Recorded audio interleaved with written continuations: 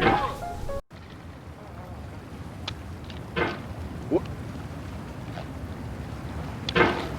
There's no feeling more intense than starting over.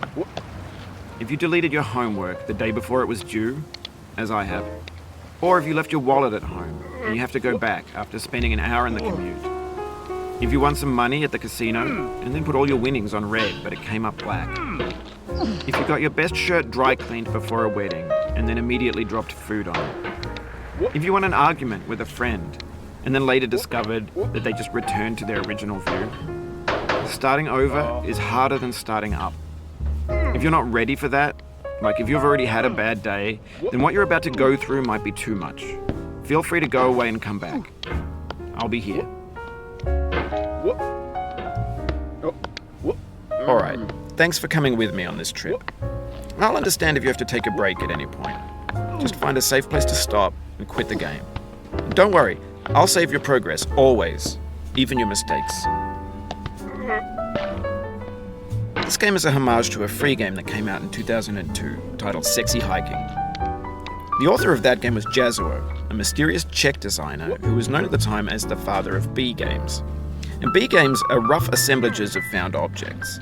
Designers slap them together very quickly and freely, and they're often too rough and unfriendly to gain much of a following.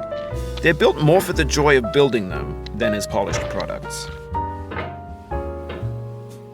In a certain way, Sexy Hiking is the perfect embodiment of a B game. It's built almost entirely out of found and recycled parts, and it's one of the most unusual and unfriendly games of its time.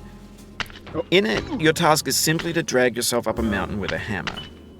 And that act of climbing, in the digital world or in real life, has certain essential properties that give the game its flavor. No amount of forward progress is guaranteed. Some cliffs are too sheer or too slippery. And the player is constantly, unremittingly in danger of falling and losing everything.